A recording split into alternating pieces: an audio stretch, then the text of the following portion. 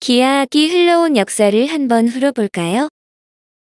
고대 이집트에서 시작된 기하는 땅의 측량이나 신전, 피라미드와 같은 건축물과 같이 대단한 발전을 이루어냈지만 학문적인 접근보다는 기술적인 단계에 머물러 있게 됩니다.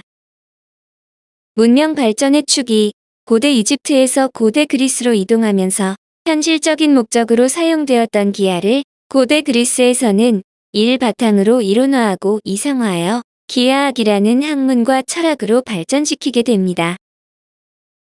대표적 인물은 기원전 7세기에 만물의 근원은 물이다라는 주장을 펼친 탈레스가 있어요. 그는 왜 그런가? 모든 경우에 항상 성립하는가? 와 같은 근원적이고 본질적인 물음을 통하여 진리를 알고자 했어요. 이러한 성향으로 인해서 논리적인 증명을 통해서 체계적인 이론으로 발전시키고자 노력했죠. 그래서 원의 지름이나 이등변 삼각형의 밑각 등에 대한 도형의 5가지 기본 정리를 남기고 이러한 학문적 자세와 방법을 통해 그리스 수학이 탄생하게 됩니다.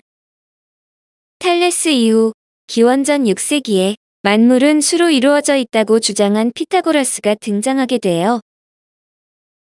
탈레스와 피타고라스는 같은 시대에 살지는 않았지만 근처의 지역에 살았다고 해요. 아무래도 알게 모르게 탈레스의 영향을 받게 된 피타고라스는 탈레스의 정신을 이어받아 논리적인 증명을 강조하면서 피타고라스 학파를 형성하여 이들을 이끌게 됩니다. 이때의 직각 삼각형에서 밑변의 길이의 제곱과 높이의 제곱의 합은 빗변의 길이의 제곱과 같다는 피타고라스 정리가 등장하게 돼요. 그런데 이 피타고라스 정리는 피타고라스 학파가 처음으로 제창한 공식이 아니에요. 피타고라스 정리이니까 당연히 피타고라스가 만든 것 아닌가? 라는 생각이 들지요. 하지만 이 공식은 피타고라스 훨씬 이전부터 여러 고대 문명들에서 널리 사용되었던 거예요.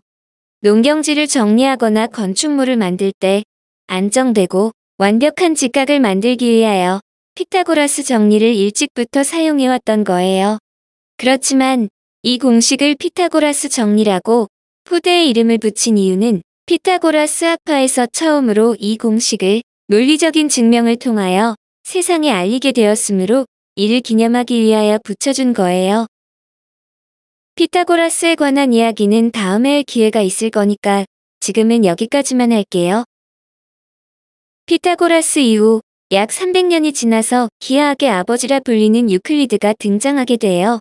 피타고라스의 공헌으로 기하의 관심이 그리스 전역으로 널리 퍼지게 되었지만 그동안 여기저기서 난립해 있던 기하를 체계적으로 정리할 필요성이 대두되는 시기가 됩니다.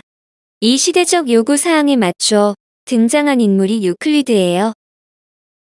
유클리드의 저서인 원론에는 옳고 그름에 대하여 그 이유나 근거를 들어 명백히 밝히는 과정인 논증을 위해 어떤 체계가 필요한지를 구체적으로 보여줌으로써 단편적인 사실로서의 기하는 체계적인 학문인 기하학으로 인정을 받게 돼요. 그리고 이 원론은 발간 후 19세기까지 약 2000년 동안 성경 다음으로 인쇄가 많이 된 책으로 최고의 스테디셀러가 됩니다. 고대 그리스 이래로 기하학에 관심이 있고 공부를 하고자 하는 이들의 필독서가 되고 대학에서 수업하는 필수적인 기하학 교과서가 돼요. 고대 이집트의 기하와 고대 그리스의 기하의 차이점을 알아보면 필요는 발명의 어머니라는 말이 있듯이 고대 이집트인은 기하의 지식을 토지 측량이나 토목 공사, 신전과 같은 건축물 등 국가의 절실한 현실적 문제를 해결하는 도구로 사용되었으며 그리스인은 자신들이 믿는 이상의 세계와 이성을 다듬는 논리적인 도구로서 기하학을 사용했어요. 같은 도구이지만 어떤 관점이 적용되느냐에 따라서 그 쓰임새가 확연히 달라짐을 알 수 있죠. 이렇게 형성된 유클리드 기하학은 근대 과학이 탄생하기 전까지 약 2000년 가까운 세월 동안 서양을 대표하는 학문이 되었어요. 그런데 근대 철학 및 과학이 태동하는 시기를 맞아 이에 맞춘 새로운 기하의 필요성이 제기되기 시작해요. 물체와 천체의 운동을 수학적으로 탐구하면서 포물선이나 타원, 쌍곡선과 같은 도형을 물리적 현상과 연결시켜서 설명을 하고자 했어요. 아래의 그림과 같이 공전 주기가 긴 혜성의 궤도는 원 운동으로는 그 궤적을 설명하는 데 한계가 생기기 시작했고, 기존의 삼각형이나 원과 같은 도형을 다룬 유클리드 기하는 당대 과학의 요구 조건을 충족시키지 못했어요. 이때 혜성처럼 등장한 인물이 앞의 함수 강의에서 강조했던 데카르트예요. 그는 기하의 체계적인 논증 방법은 포기하고 싶지 않았기 때문에 그대로 이어가면서도 단점을 극복한 새로운 기하를 탄생시키게 됩니다. 당대의 유명한 철학자이기도 했던 데카르트는 나는 생각한다, 고로 존재한다라는 유명한 말을 남겼는데요. 데카르트는 이 세상에 있는 모든 것들을 의심해 가면서 의심할 수 없는 참된 진리를 찾고자 하는 성찰적 자세를 추구했어요. 아무리 의심을 하더라도 이런 이성적인 사고를 하고 있는 나 자신의 존재는 더 이상 의심할 수 없는 진리가 된다는 것으로 인간의 합리적인 이성의 중요성을 강조한 말이에요. 과학적인 접근에서도 철학적인 진리 탐구 자세와 같이 기존의 유클리드 기하를 의심해가면서 현실에서도 적용될 수 있고, 의심할 수 없는 새로운 기하는 다양한 모양을 탐구할 수 있어야 하고 운동과 변화를 포착할 수 있어야 했으므로 이에 대하여 고민을 하던 중에 대수적인 방법론을 기하에 적용시켜 봄으로써 이러한 문제점을 해결할 수 있었어요. 수를 대신하여 문자를 사용하는 대수적인 방법론은 시계 전개, 인수분해, 방정식, 함수 등에서 문제를 푸는 방법이나 절차가 기계적으로 정해져 있으므로 아주 편리한 방법임을 착안하고 대수와 기하를 접목함으로써 기하를 대수적 풀이와 같이 아주 쉽게 다룰 수 있게 된 거예요. 즉, 도형을 수로 바꿔야 했는데 그 수단이 좌표였고, 이렇게 좌표를 설정하면 모든 점은 수로 바뀌게 돼요. 점뿐만 아니라 직선이나 원과 같은 도형도 수식으로 바꿔버리게 돼요.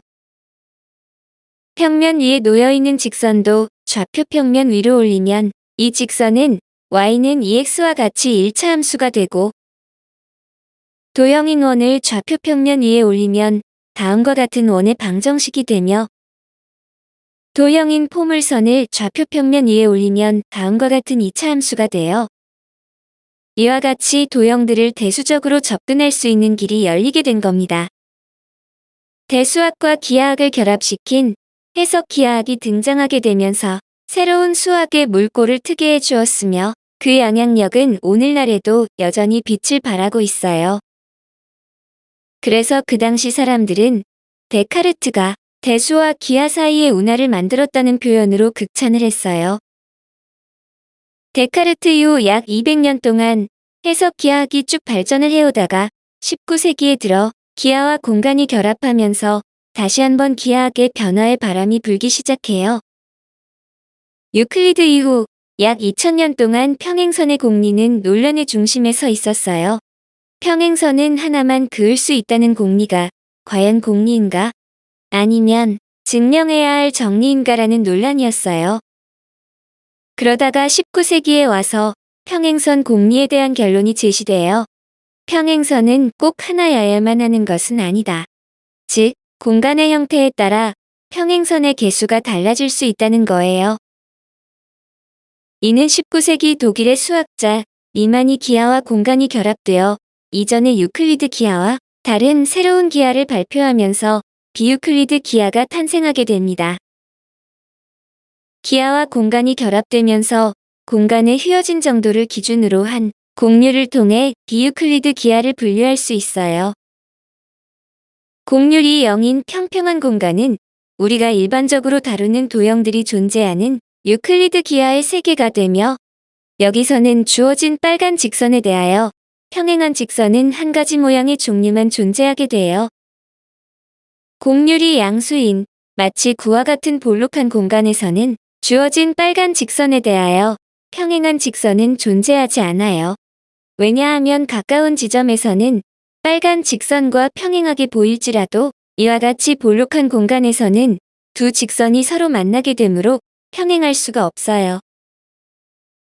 곡률이 음수인 마치 말 한 장 같은 오목한 공간에서는 주어진 빨간 직선에 대하여 평행한 직선은 여러 개가 존재할 수 있어요.